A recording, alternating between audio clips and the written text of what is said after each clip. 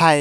আচ্ছা তোমাদের কি মনে আছে আমি কিন্তু এই গাছটিকে একদম বছরের ১ম দিন মানে পয়লা জানুয়ারিতে কিন্তু এখানে বসিয়েছিলাম। তো দেখো গাছটিতে যে কুঁড়িটা ছিল সেই কুঁড়িটা কিন্তু অলরেডি ফুটেই গিয়েছে। তো গাছটি আমি কিনেছিলাম মূলত ভ্যানে ফেরি করে যে গাছগুলো বিক্রি করে ওখান থেকে। গাছটি আমার কাছ থেকে ৳১৫ দাম রাখছিল। আর শুধু এটাই কিন্তু নয়, একটা চন্দ্রমল্লিকার গাছও কিনেছিলাম। তো দেখো চন্দ্রমল্লিকা গাছে যে কুঁড়িগুলো ছিল সেগুলো কিন্তু অলরেডি ফোটা শুরু করেছে। এজন্যই কিন্তু আমি এই কুঁড়িগুলো কেটে দিইনি। লাগানোর সময় আমি ভাবছিলাম কেটে দিব কিনা, তো যাই হোক কাটিনি, ভালোই করেছি। কেননা এখন কিন্তু চন্দ্রমল্লিকা গাছে ফুল ফোটার সময়, এখন কাটিং করার সময় নয়। কাটিং করার সময় কিন্তু অনেক আগেই পেরিয়ে গেছে, তো এজন্যই কিন্তু আমি ডালগুলোকে আর কেটে দিইনি। তো এখন দেখো এই গোলাপ গাছের গোড়া থেকে কিন্তু আরও একটা ডাল বের হচ্ছে, ফুল ফুটেছে যে ডালটাই, ওটা কিন্তু আমি পরবর্তীতে কেটে দেবো যাতে এই ডালটা ভালোভাবে বাড়তে পারে। তো যাই হোক আমার ভিডিওগুলো তোমাদের কেমন লাগে সেটা কিন্তু জানিও। আর চ্যানেলে নতুন হলে অবশ্যই আমার চ্যানেলটিকে সাবস্ক্রাইব করে দিও। তাহলে আজকে আসি, দেখা হচ্ছে পরবর্তী ভিডিওতে। ততক্ষণে তোমরা ভালো থেকো, সুস্থ থেকো, টাটা।